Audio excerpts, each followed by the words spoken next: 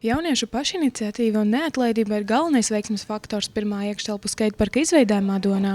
Idejas iniciatori Mareks Strots un Arvis Trečaks jau sen domāja par iekštelpu skateparka izveidi, lai ekstrēmo sporta veidu cienītājiem būtu vieta, kur izpausties un pierādīt sevi katru dienu. Ideja par skateparku radās pirms daudz gadiem. Tāpēc, kad ekstrēmie sporta veidi sāk kļūt populāri Latvijā un arī ārpus tās, un tad vairāk cilvēku ar tiem sāka nodarboties, un tad Latvijā parādījās daudz skateparku, arī Madonā tika uzcelta vērtrampa.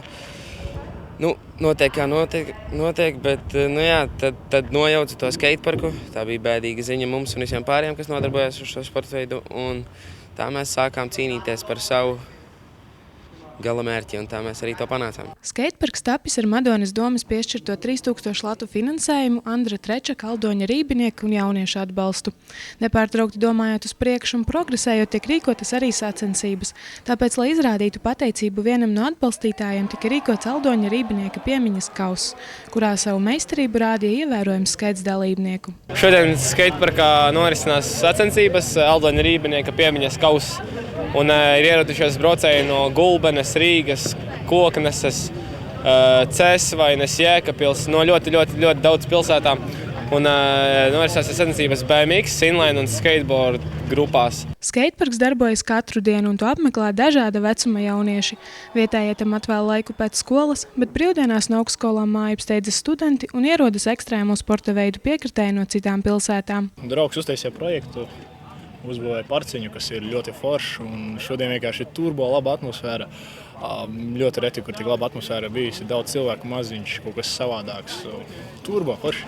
Šajā skateparkā vislabāk patīk atmosfēra, kā jūs redzat, ir ļoti daudz cilvēku, kas ir diezgan netipiski Madonai. Un kādreiz pats braucu ar skrituļslidām, bet šodien, diemžēl, nepiedalos, jo es esmu slims. Ikvienā pilsētā, kurā aktīvs dzīvesveids ir ikdiena, iekštelpu skateparks ir liels ieguvums. To spēj novērtēt gan tie, kuri šeit ir ikdienā, gan paši skateparka veidotāji. Skateparks tiek eksploatēts visu vasaru un ziemā līdz pat mīnus 15 grādiem. Tā kā, es domāju, ieguvums ir pietiekoši liels. Cilvēki, viņi nodarbojas ar šādām lietām, viņi to darītu jebkurā gadījumā. Vienalga, vai skateparks būtu vai nebūtu. Šeit viņi tagad ir vienkārši sakoncentrēti vienā vietā. Vislielākais ieguvums ir tas, ka jauniešiem reāli ir kur atpūsties un ir kur attīstīties.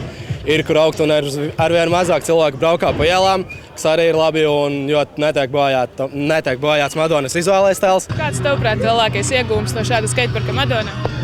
Jauniešiem nav jātup pie datoriem. Sveiks, ka esi ārā!